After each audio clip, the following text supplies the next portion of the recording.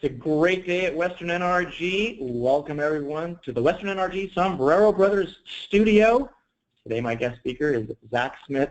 Zach, welcome.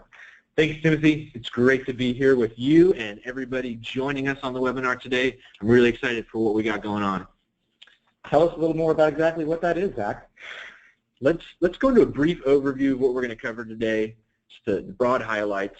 We're going to talk about what is DPI-SSL, what is this thing, why is it needed, what's important about it, how does it work, because it sounds pretty heady, so how does it actually work in the environment, and then we're going to talk about how the viewers today can get started using DPI-SSL. Zach, I'm going to need you to just walk me through the very basic concept of what the heck you're talking about here, DPI-SSL. Here's the building blocks of what's going on with inspection. Security depends on inspection. In order for your network to be secure, you need to be inspecting what's going in and what's going out. Encryption blocks inspection. That causes a problem, and DPI-SSL is the answer. DPI-SSL enables the SonicWALL to inspect encrypted traffic. At the very basic, that's the concepts we're talking about today. Okay, I believe I'm tracking so far.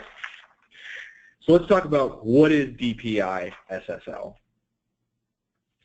So yeah, break it down for me. So let's break down that term. It's a lot of letters. What does that really mean? Yeah, that's a good point. It's a lot of letters, definitely a mouthful of a term. DPI means deep packet inspection, and that is the technology that the SonicWALL uses today for scanning all the way into a packet. Not just the outside of the packet, like stateful packet inspection. That's the technology of the yesteryear. The technology in recent times has been deep packet inspection, looking at the contents of a packet to make sure that there's no malicious data inside. That's DPI. SSL is secure socket layer. Secure socket layer and also TLS, transport layer security, those are the same, kind of the same type of thing. They are protocols that are deployed in HTTPS, FTPS, and SMTPS. These are all secure methods of communicating. It's a lot more letters, Zach. Yeah, I know it's more letters. We're going to go a little deeper on those, so stick with me. Good. I'm waiting for that. Let's go. So here's a little diagram to illustrate DPI. DPI is traffic coming into the firewall. It's being inspected in real time. The SonicWALL does it reassembly free, so it doesn't even need to deconstruct the packet. It inspects it in real time as it's passing through, kind of like a conveyor belt at the airport. It doesn't even, in theory, it doesn't even stop moving. It's inspected as it moves through the firewall and out into the network. Okay, so I'm tracking with you, and I've actually heard you talk about this topic before, deep packet inspection, kind of like going through an airport checkpoint, right? My luggage is scanned, I go through the body scanner, they're looking, obviously, for inappropriate stuff at the airport, but in this case, your deep packet inspection is looking for what? Malicious content in the traffic that's passing through. Is there a virus in here? Is there any malware, a Trojan, anything like that? That's what deep packet inspection is looking for. And you've been doing this for a minute. This is not the new part. This is not the new part yet. This technology has been around for a number of years. Yeah, not new. If you have a SonicWALL and you have security services actively licensed today, you're doing this type of inspection on your regular traffic right now. And this is what's keeping you safe. Yes, exactly. Okay, what about the second part, the SSL? Yeah, so SSL and TLS are both cryptographic protocols. They're used when two parties on the internet want to exchange information securely. The parties exchange some information at the beginning of their communication to establish this secure connection, and then they're able to send and receive all the data they want in a secure fashion so that nobody in between can see what they're talking about. And that's what SSL enables, is secure transmission of data from one point to another. Okay, so I'm grasping the concept now. Give me an example. What in real life? What is encrypted traffic? Yeah, so banks were among the first adopters of secure traffic. They're an obvious first user because they want to keep your banking information secure from those who want to exploit it for malicious purposes. So they encrypt all communications. If you go to a bank website, you'll see this little green lock icon and HTTPS at the front of your address bar. That means you're transmitting the information securely. Okay, so I'm with you on that. So banks are using this SSL or encrypted traffic. What does that have to do with my network and my security? Yeah, the question's spot on. And the answer is because it's not just banks anymore. It's estimated that 70% of all internet traffic will be encrypted by the end of the year. And this number has been growing slowly for the last few years, and recently it's really begun to pick up steam, really dominating the majority of internet traffic these days. I'm going to need you to back up the train a couple of steps here. Yeah. Banks are using encrypted traffic. I'm asking, so what does that have to do with me and my network? And now you're telling me 70% of the internet traffic is looking and feeling like encrypted traffic? Exactly. It started with banks. That was just a couple, that's just a couple percentage of internet traffic. Now everybody's using it. It's not just banks, which means more and more data is being encrypted, and that's what I'm talking about. Let's talk about some examples, some real life stuff. Here's a page with some good examples. Yeah, these are sites that I relate to, and half of them I go to on the daily. What's wrong with that? Yeah, so these are some, let me just pull up a web browser again, live demo. The first one on there, a LinkedIn networking site. So even if I try to go to HTTP:// so there's no S in there, it's not encrypted, I'm asking for an unencrypted web page. This is what most people would request. It's going to forward me to HTTPS. You see that right there? It's the green lock icon up here, and an S is at the end. It automatically takes me there. So that S is telling you that this is a secure connection and it's encrypted? Exactly. The data that's being transmitted when I view this page is not being inspected. It's passing through because it's an encrypted connection. Previously, this would be your bank, right? This would be bankofamerica.com, and of course that's secure. But now it's everyday sites that we go to. Facebook, people see that a lot. Oh, content filtering. We don't let that in here.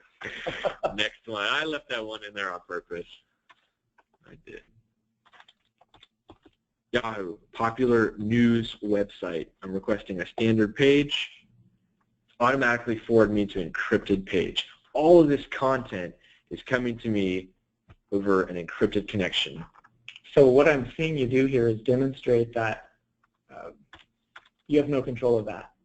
No. If you go to Yahoo, if you go to Facebook, if you go to LinkedIn and Google and all those other sites you just showed me, the internet is changing that into an HTTPS or encrypted connection? That's exactly what's happening. I'm requesting an unencrypted web page, and it's forcing me to accept an encrypted page in return. And here's the biggest one.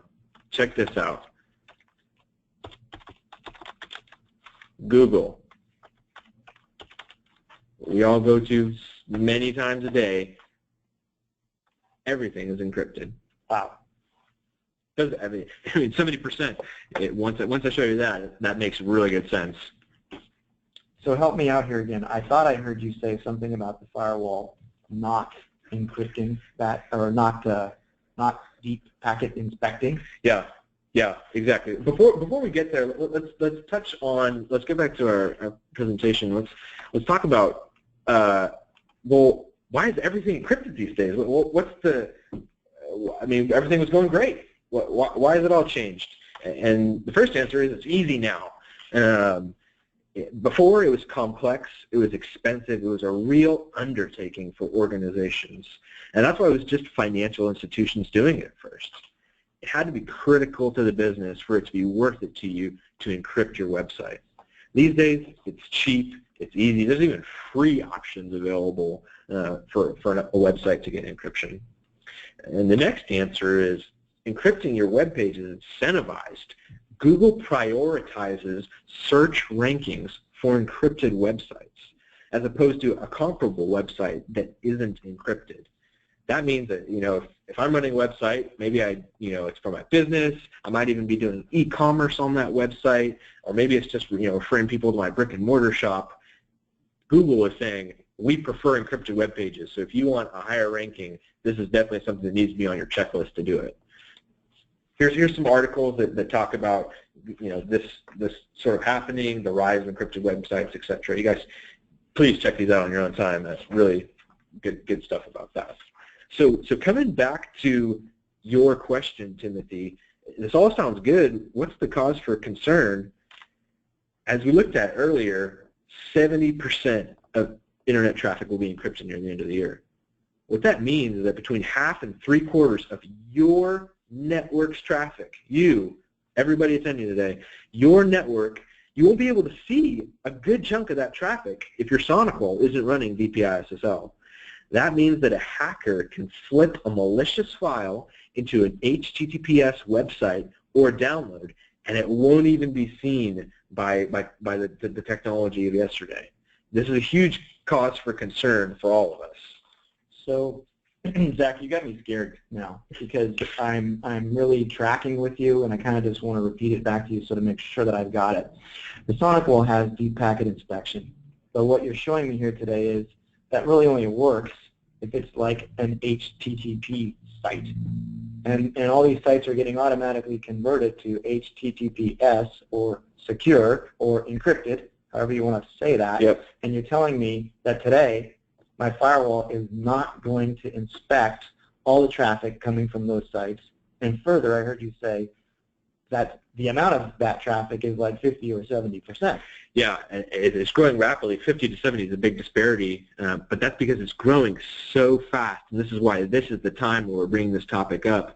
Soon, I'm not going to say it's going to be 100, but it's going to be the huge majority of internet traffic. So we really want to get started on inspecting it now, as it becomes, the go-to way to deliver internet traffic. So I guess I have to ask this question. Why would Google give me higher rankings if I made my website today into a secure website? That sounds like a good thing, huh? Yeah. It's a very intuitive question, right? All this encryption, of course I want my banking transaction to be encrypted. Of course I want that, and you could sort of draw that out to other areas. It's a very good tool. It's a powerful tool. Where it goes bad is, if you look in this cons line, it's more than just legitimate websites are using these encrypted connections now. People who with less than honorable motives are also encrypting their websites so that when users browse to them, it's not being inspected. The user doesn't really notice that. You and I don't notice when we go to an encrypted website versus a regular website, and that creates an opportunity for a malicious party to infect your PC and your network with malicious data. So the bad guys are aware that the world is not inspecting encrypted traffic. Absolutely. Absolutely. If you're a bad guy and you want to sneak in somewhere and you had heard about a new tunnel that no one's looking at, that's exactly where you're going. So what drives malicious behavior to begin with? It's pretty simple these days. It's financial gain. There's a thriving economy for stolen information, both primary and secondary markets.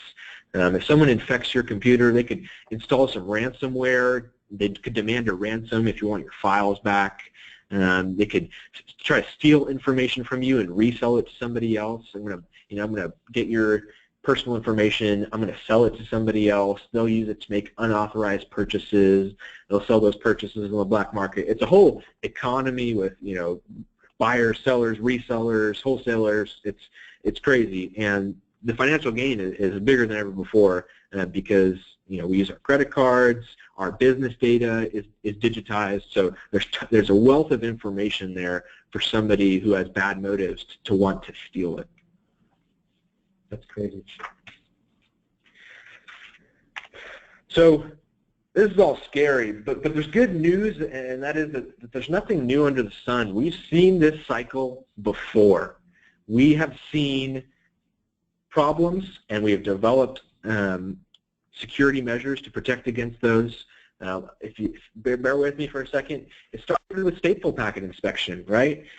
Back in the day, we just looked at the tag on the outside of the luggage to see, okay, does the sender match the destination? Does this all look good? Does this match what was requested by a user inside my network? Yeah, this looks good. Okay, that's original, right? But then people started getting around that and saying, ooh, what if we just hide something inside, and that way it won't get caught? So we developed deep packet inspection. Okay, now we're going to look inside, and that's a deep packet inspection is just a phenomenal technology for keeping networks secure. Looking inside the packets that are coming in, it's hands down the best way to secure the network, because you know not only the outside but the inside of everything that's coming in. And so DPI-SSL is just taking deep packet inspection to the next level, doing it on standard traffic, but now in addition it's going to do it on encrypted secure traffic as well. So how does this work? It's a great question. The SonicWALL, when enabled with DPI-SSL, is established as a trust point for sending and receiving encrypted connections. Encrypted packets coming into the network and going out of the network will be decrypted and inspected before they proceed to their final destination. So a packet coming into the network is going to come in. The SonicWALL with DPI-SSL turned on is going to unencrypt it, inspect it to make sure that there's nothing nefarious inside, just like it does with deep packet inspection today. That's what we're doing today. It's just on standard traffic instead of encrypted traffic. Did you say nefarious? Nefarious, yeah. It's good vocab word for everybody listening. And then it's going to pass that packet on to where it's supposed to go. After it's made sure there's nothing bad inside, it's going to say, all right, go on your way. Can you break it down into even more practical terms? What is that doing? So here's some actual screenshots of here's what it looks like. On the left-hand side, this is encrypted data, totally illegible, not able to be read. Viruses can't be found, so totally sketchy. When you have DPI-SSL turned on, it's going to take this encrypted traffic and unencrypt it and turn it into this organized, legible text on the right-hand side where you can see, okay, this is a search. I can see the URL, the website, the host is Google, and you can see everything. You can read this, and when you can read it, it means you can inspect it and make sure that there's no viruses hiding inside. Got it. And the SonicWALL makes this happen by getting in the middle of the user and the secure site? That's exactly it. The SonicWALL is the trusted resource that sits in the middle of the connection that allows the inspection and the verdict to take place. One more time, the data is going to come in. The SonicWALL is going to open it up, make sure there's nothing bad inside, and then it's going to deliver it to your computer after it's gone through this car wash to make sure there's no dirt on it. Okay, well, if you're telling me that 50–70% of all internet traffic is now in this encrypted format, and I'm not doing anything about it today, I'm pretty scared, and my firewall seems like it's only doing half the job that I thought it might be doing. I need to know more. How can I and the viewers of this webinar get started? Yeah. Our viewers should absolutely get started by getting in touch with one of our customer advocates to review the solution. These customer advocates know a lot about network security, and they're going to walk through a couple things before we get this started. They're going to look at your organization's size and the usage you have going on. You're going to look at the processing requirements to do DPI-SSL, make sure that the firewall you have is adequate to perform this type of inspection. They're going to look at the licensing required. It's a specific license that's required for DPI-SSL. And then they're going to talk about how it's configured and how it moves to deployment throughout your network.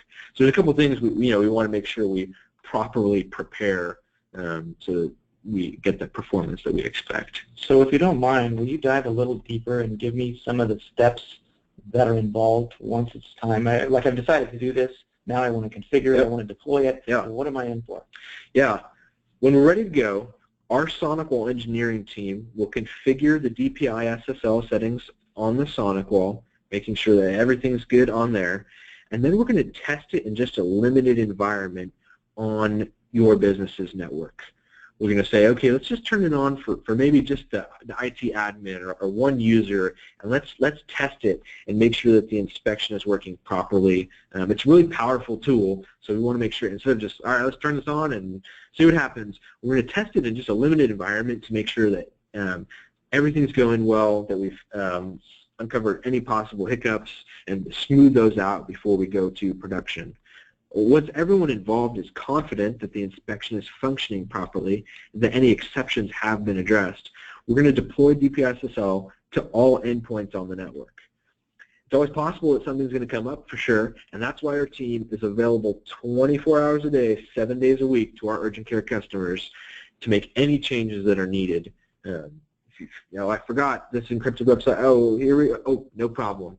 60-minute response time guarantee for anything that comes up. So we want to remain highly available to people implementing this solution so that we can make sure that they're delighted with every aspect of the solution. Zach, it sounds like a lot of checkboxes to cover in deploying this thing. It does not sound like a click a button and it starts working.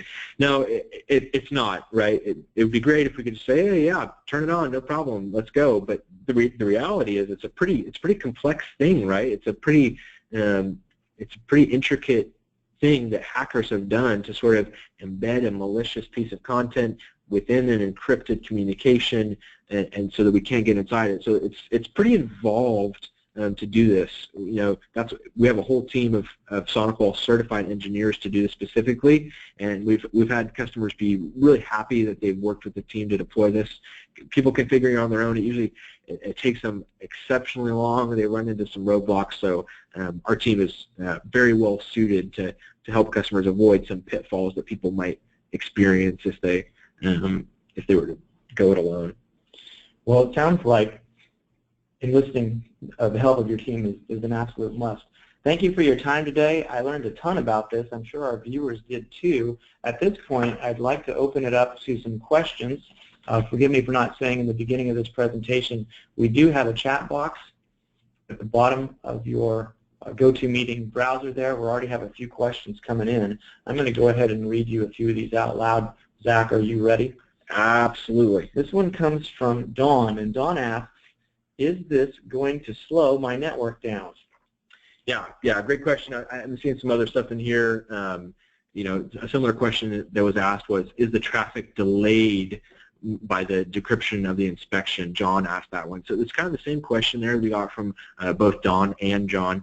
And the answer is that Generation 6 SonicWalls are optimized for DPI-SSL. Really powerful appliances specifically tuned for this. Other generations can do it for sure. Just ask one of our customer advocates about it, and they'll let you know.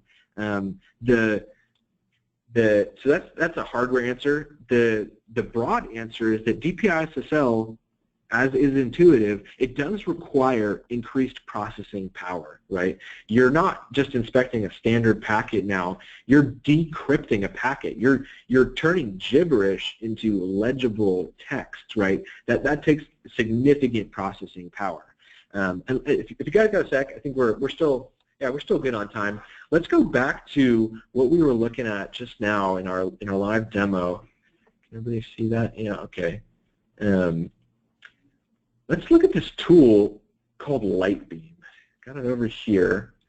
And what this is going to show us, the type of connections that we're establishing, right? So if we think we're connecting to Yahoo, we're connecting to other websites as well. So that's a great. Let's open this up some more so we get what's a good news website? MSN.com. There's lots of stuff here. Let's just go back. So even opening up that one more website, look at how much other websites are here. Look at the number on the top of your screen there. It keeps climbing. Yeah, 74 third-party sites, and we only connected to 6 standard websites originally. Let's look at this in the list view real quick. You know, on the left-hand side, you can see this is the original website we visited, right? LinkedIn.com. LinkedIn, yeah. Then we look third-party, third-party, third-party. This is an original visit, and then there's a third-party. This is an original visit. Third-party, third-party, third-party, third-party. You know, this whole list is third-party websites. We didn't connect to those. I didn't ask to go to adtechus.com. That's a third-party connection. So you're telling me when I go to a place like Yahoo or Google or MSN or LinkedIn or whatever, that all those other things that I just saw, you know, click on a video to see this guy or that guy or the news clip or the sports scores, all that stuff is really a connection to another third-party website? Yeah, that's exactly what's happening. And it happens transparently. We don't even know it, right? I'm just going to Yahoo. I just want to read the news, and oh, there's some other good stuff here. But it's connecting to all of these websites, serving up all this content. And those are all separate connections from separate web hosts who are serving content to your computer. So is that how a lot of this stuff is sneaking in through the, basically you just said, hey, I went to a site, it's encrypted, I didn't even know it, and I went to 74 other sites in the background. Who the heck are these people? Let me give you an example of that. Yahoo in Europe had this problem. Yahoo, big company, been around for, they know what they're doing, right? Their site's fine. There aren't going to be problems going to Yahoo, right? Yeah, and you wouldn't, but one of the people who was serving ads to Yahoo got hacked. A hacker hacked into somebody who was serving ads to Yahoo's webpage, and they put a virus in there. So everybody who went to yahoo.eu or whatever received a virus from this ad server. It had nothing to do with Yahoo. Yahoo, their traffic was totally clean, but because they were plugged into this third-party ad generator. Did they have to click on the ad or just go into Yahoo at all? Just going to Yahoo is what served it up. That's ridiculous. Yeah, so this is definitely a big awareness piece. We don't even realize all these sites that we're going to, they're just being served to us automatically in everyday browsing, right? We've only gone to 6 websites. What is the name of this tool that you're using here? Lightbeam. Yeah, it's a plugin I have in Firefox. It's a great demonstration, and you know, we've only gone to 6 websites. If we left this on during the day, this thing would become just a huge mesh network of different sites and third-party sites, etc. Man, stuff we didn't even know. Yeah. Zach, we have a few minutes left. Let's make sure we get to a couple of the questions. I saw a couple come in here. We have one from Ashley, and I think it's another almost same question from someone named David here too, if you can pull that back up. Yeah.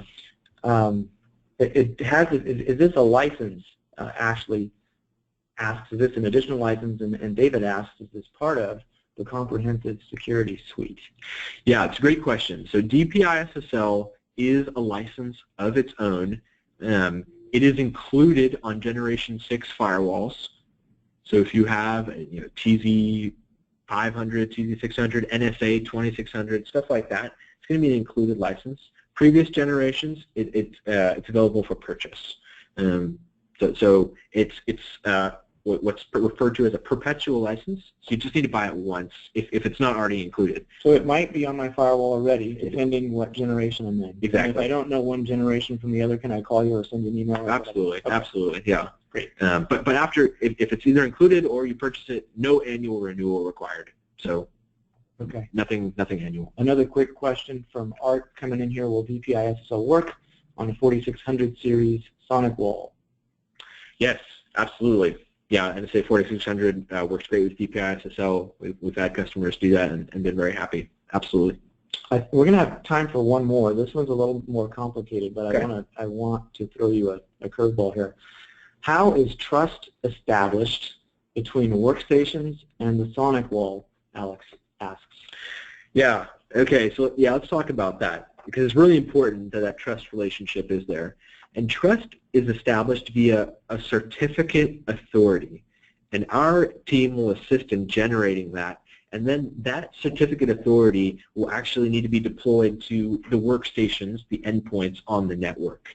This can be done via Active Directory. If you have group policy, you can push this out to workstations, or it takes about 30 seconds to do manually if you don't. So this certificate authority is what establishes the link between my workstation to know that I can trust the SonicWALL to decrypt and inspect encrypted traffic that's going to end up on my computer. So allowing the SonicWALL to get in the middle of this encrypted connection, which is what we want in 90% of the cases. Maybe I don't really want it on my bank sites, but I certainly want it on everything you showed me today, is requiring me to touch every computer and go through this certificate process. As you kind of, I'm not sure I'm understanding that. It sounds kind of complicated, but the gist of it is I'm going to have to do some labor to make this actually function. Yeah, that's absolutely correct. This security certificate will be generated, the SonicWALL will know about it, and then every workstation needs to know about it too, so that there's a trust relationship between the workstation and SonicWALL. Well, while it sounds a little complicated for my little brain, I am really happy to hear you telling me that here's a gigantic problem, and it sounds like it's only getting worse, and you have a solution, or SonicWALL has a solution, and you're going to help me put that together. Absolutely, we do. We would love to help you.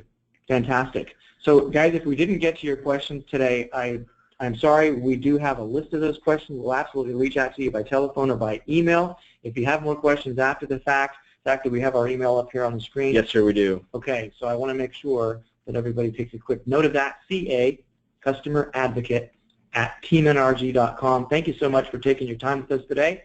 Have a wonderful afternoon. Thanks, everybody.